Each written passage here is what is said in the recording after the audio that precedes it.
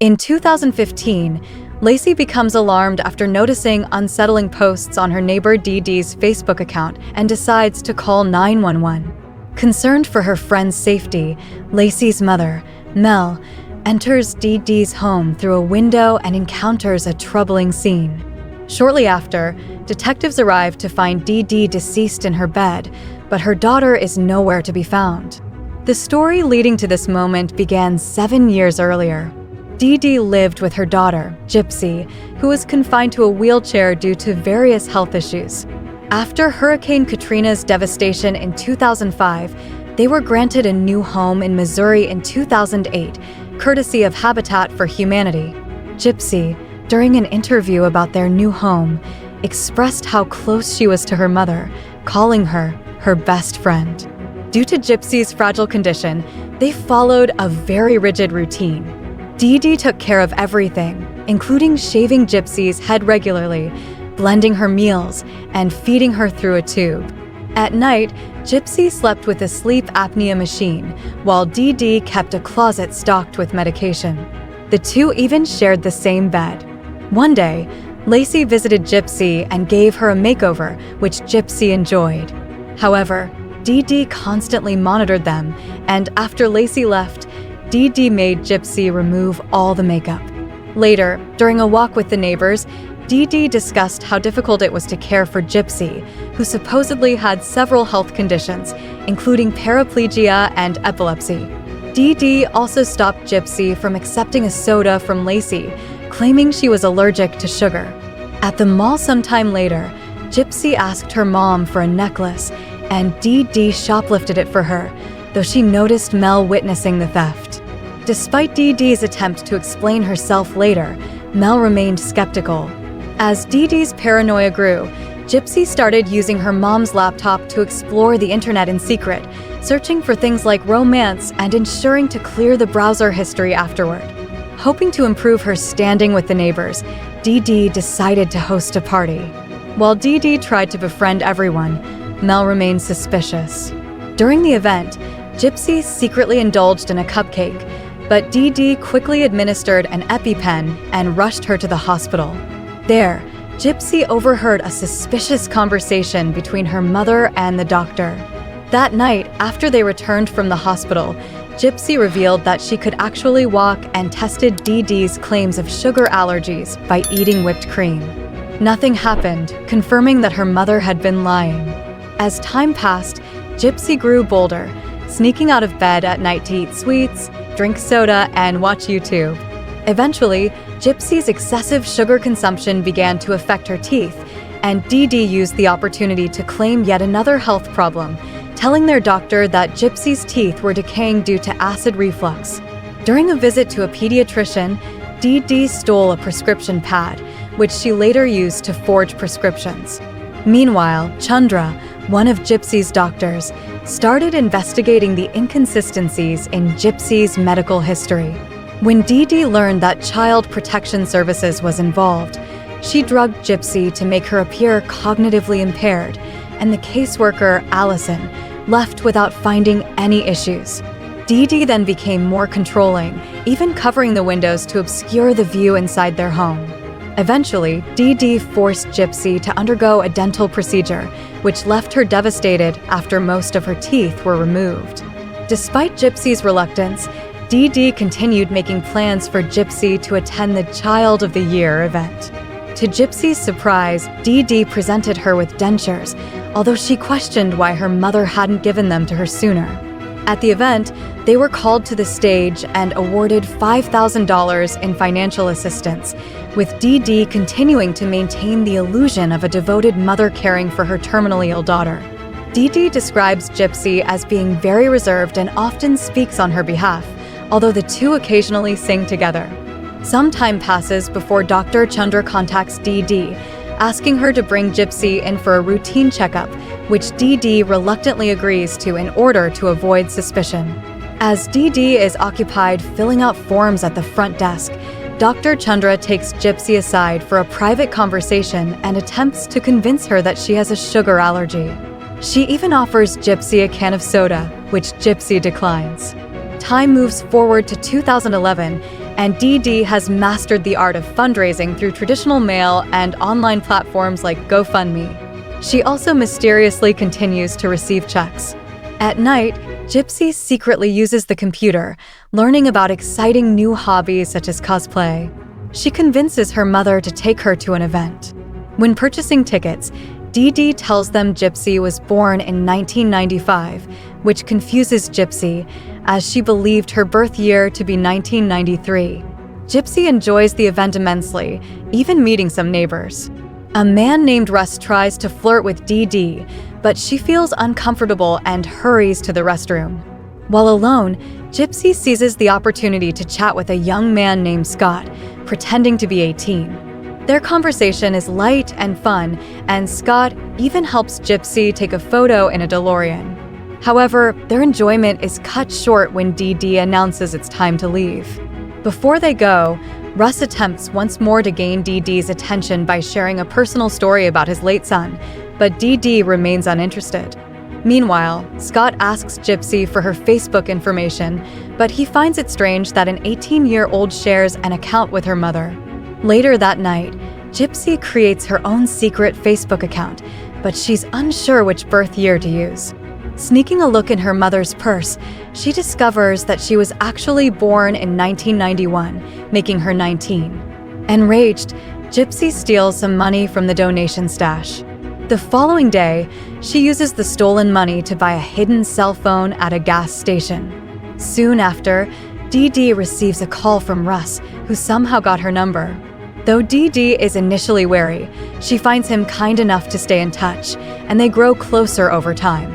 Simultaneously, Gypsy uses her new phone to chat privately with Scott, and their bond also strengthens. Gypsy opens up to Scott about her life, sharing stories about her friends, who are mostly hospital staff, while Scott tells her about his job caring for the elderly. One day, Scott even sends Gypsy a wig, which she manages to intercept from the mailman before her mother sees it. Now, she can finally play dress-up in private. After a month of friendly chats, Russ offers to assist Dee Dee around the house, but she abruptly ends the conversation. Meanwhile, Gypsy sneaks outside to use her phone, where she is spotted by a neighbor, Lacey, who promises to keep her secret. Gypsy reveals her new Facebook username to Lacey and shares that she's found her Prince Charming, leading Lacey to believe she's just daydreaming. Later that night, Scott sends Gypsy a message explaining that he's in the emergency room and won't be able to text for a while. Worried, Gypsy dons the wig, abandons her wheelchair, and sneaks out to visit him at the hospital. Scott is shocked to see her walking, but Gypsy swears him to secrecy. She infantilizes him in conversation, mimicking her mother's controlling behavior. When Scott explains that he hasn't received any medication due to drinking alcohol, Gypsy advises him to lie if it helps him get better. Meanwhile, Dee Dee wakes up to find Gypsy missing and panics. She discovers a note from Gypsy, stating she has run off with her Prince Charming and signed it with her true age. When Scott is discharged, Gypsy accompanies him home, repeatedly assuring him that she will take care of him.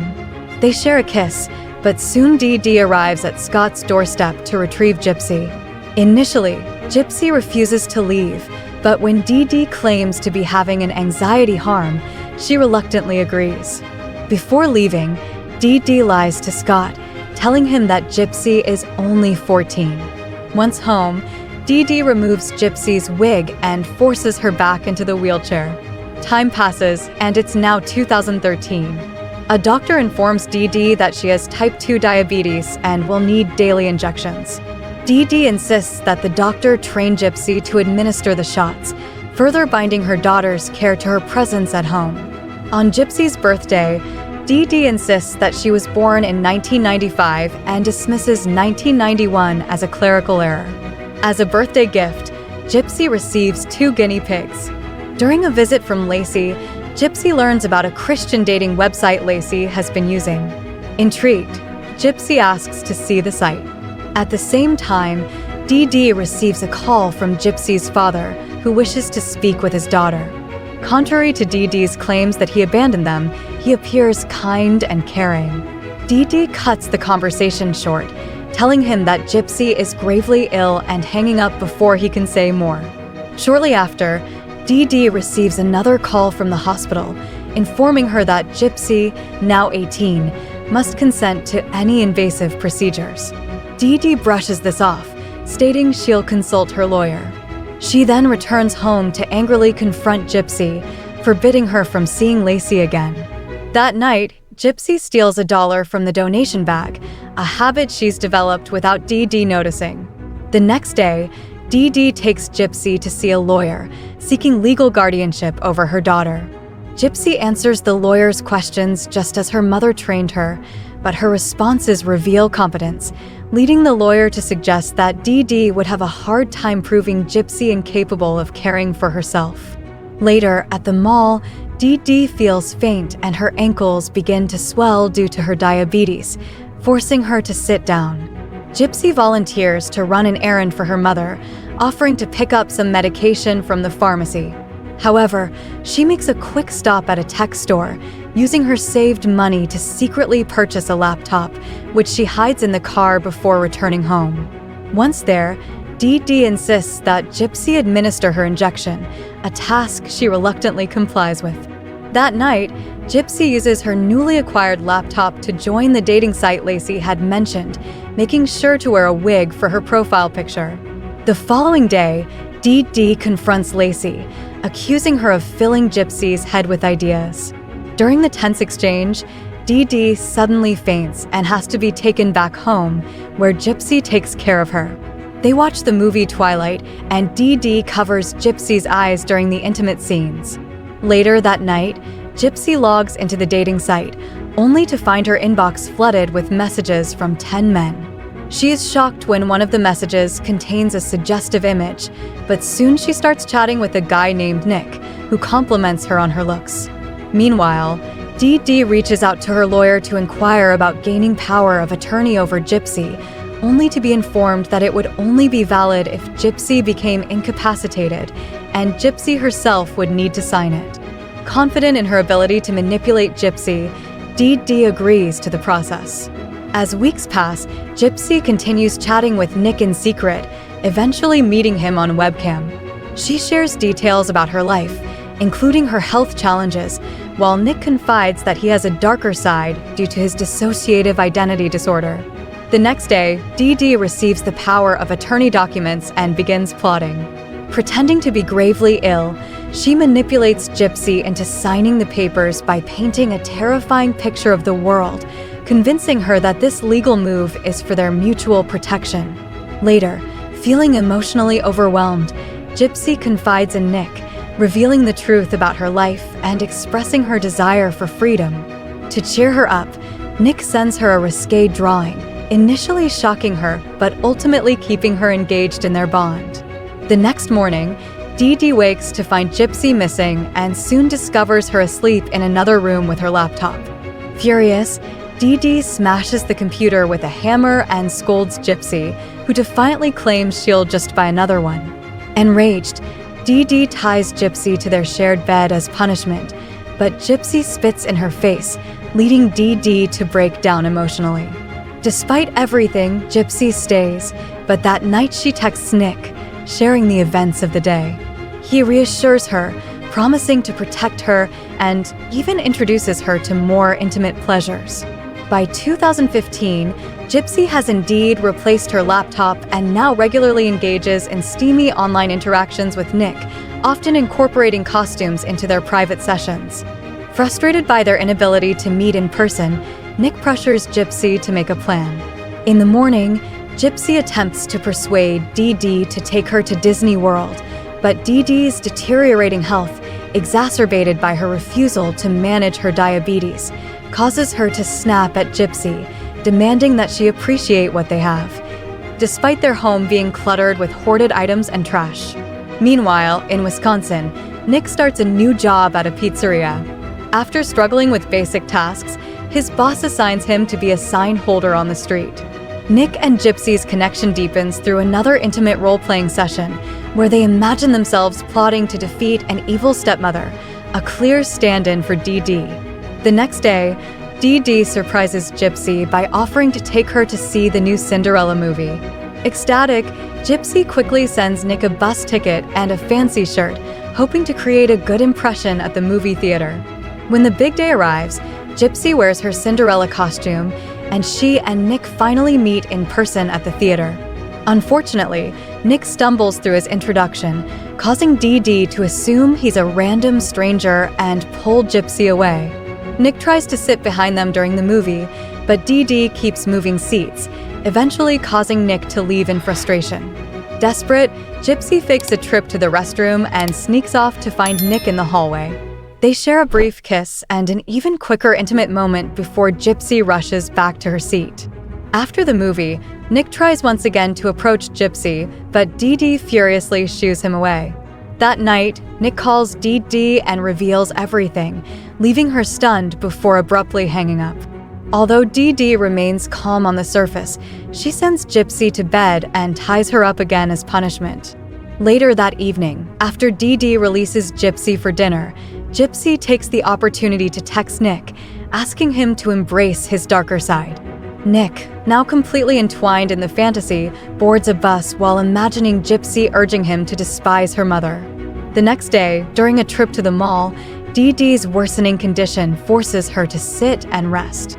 Seizing the opportunity, Gypsy visits a store and, under the guise of buying a gift for her father, who she claims is a hunter, selects a knife recommended by the clerk. That night, Gypsy and Nick finalize their plan. After Dee Dee falls asleep, Gypsy packs her belongings, and soon Nick arrives. Dee Dee meets a tragic end in her bed, and Gypsy and Nick flee to a motel. In the aftermath, Gypsy feels a surge of anxiety, but quickly medicates herself before donning a costume for another intimate session with Nick, which they record. However, as they spend more time together in person, Gypsy begins to realize that Nick may not be the Prince Charming she imagined. In a flashback to 1991, Dee Dee is shown giving birth to Gypsy. Dee Dee's mother, Emma, takes control immediately, advising Dee Dee on how to care for the newborn and critiquing her every move. Despite Dee Dee's insistence that something might be wrong with Gypsy, Emma is dismissive. Nevertheless, they take the baby to a doctor, who assures them that Gypsy is merely small for her age and only needs a few supplements and proper feeding. As the doctor speaks, Emma constantly interrupts, trying to dominate the conversation.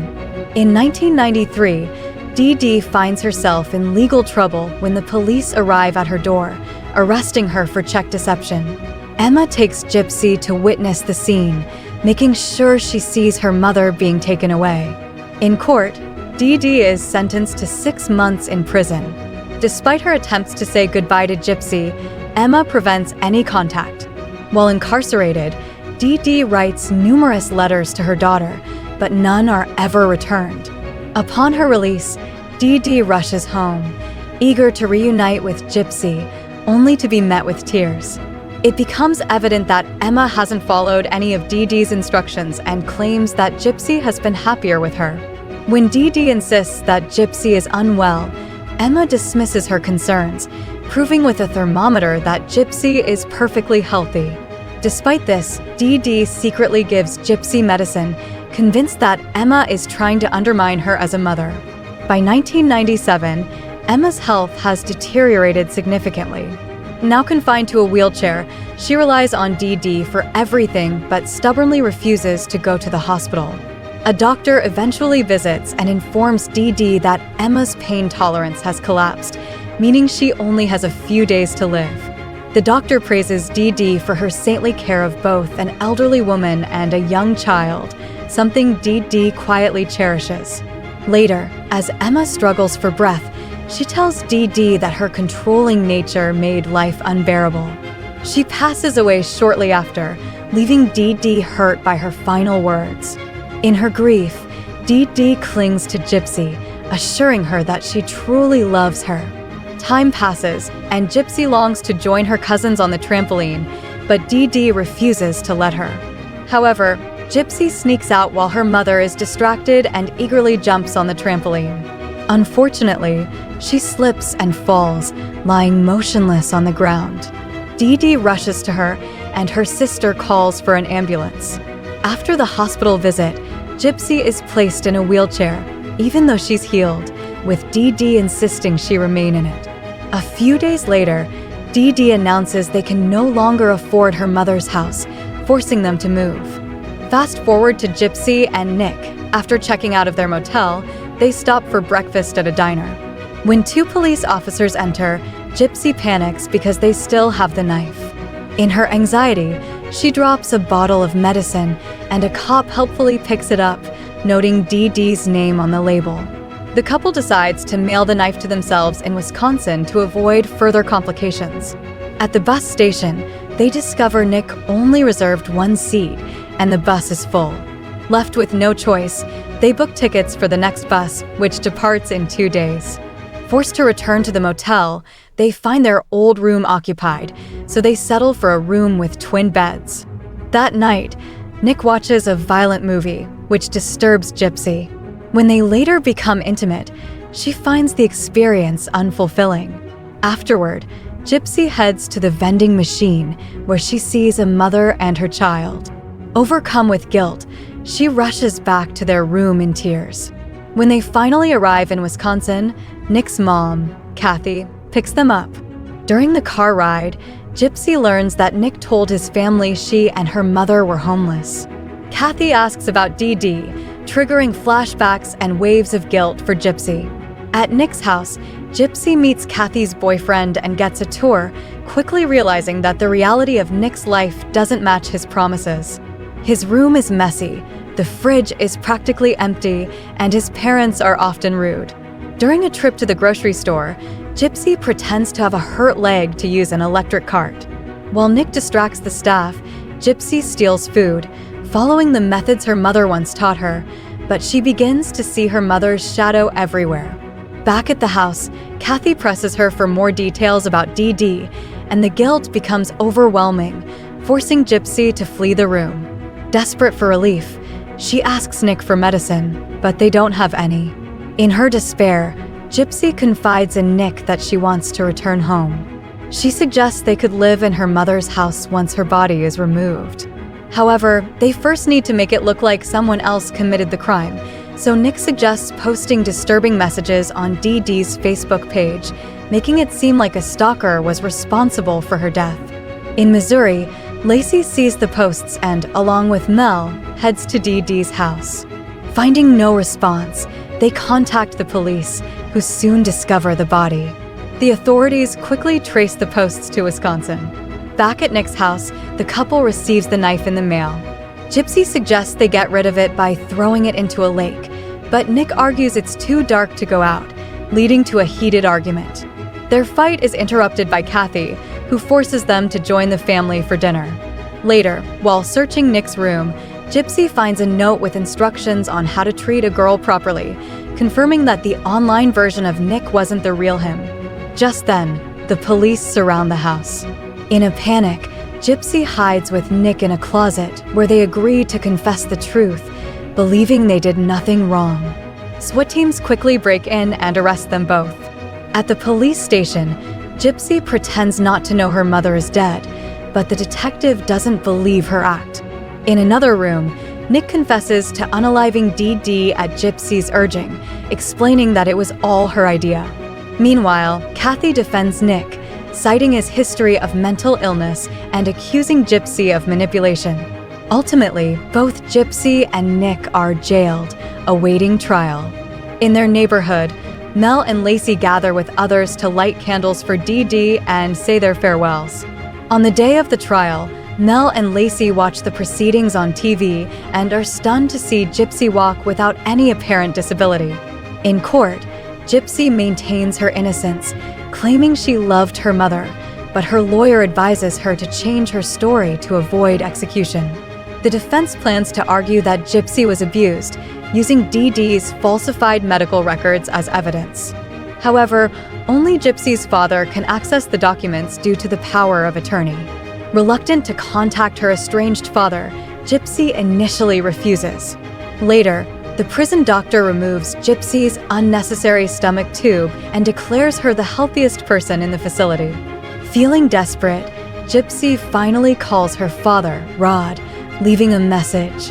When Rod visits, he brings the medical records and explains that Dee Dee manipulated and isolated her for years. He shows Gypsy pictures of them together from her childhood, which Dee Dee had kept hidden, causing Gypsy to break down in tears. Armed with the medical records, Gypsy's lawyer argues in court that she was a victim of abuse and Dee Dee's death was an act of self-defense. She also requests separate trials for Gypsy and Nick, highlighting their different circumstances. Privately, however, the lawyer tells Gypsy she must admit to her role in the crime in order to negotiate a plea deal. Lacey watches the lawyer's TV interview and feels guilty for not recognizing the signs of abuse, but still refuses to answer Gypsy's calls. Seeing this, Mel decides to visit Gypsy herself. During their conversation, Mel advises Gypsy that sometimes the only way out is through. As Gypsy reflects on her final moments with Dee Dee, she is haunted by guilt. A flashback shows the night of Dee Dee's death, revealing that Gypsy had given Nick the knife and directed him to her mother's room. Afterward, Gypsy had hidden in the bathroom, listening to her mother's screams. When Nick returned, covered in blood, Gypsy helped him clean up before forcing herself to act excited about their future plans. In the present, Gypsy imagines Dee Dee's presence in her jail cell. After a year of incarceration, Gypsy pled guilty and was sentenced to 10 years in prison. Nick, however, was convicted and sentenced to life without the possibility of parole. And that was the shocking and heartbreaking story of Gypsy Rose Blanchard and her complex, tumultuous relationship with her mother, Dee Dee. A story filled with manipulation, deception, and tragic consequences, it leaves us questioning how far people can go when pushed to their limits. Gypsy's tale is not just a cautionary tale about control and abuse, but also one of resilience and finding freedom, no matter the cost. What are your thoughts on this harrowing case? Could things have been different for Gypsy? Let me know in the comments below. Don't forget to like, subscribe, and hit that notification bell so you never miss an update. Thanks for watching, and see you next time as we delve into another intense story.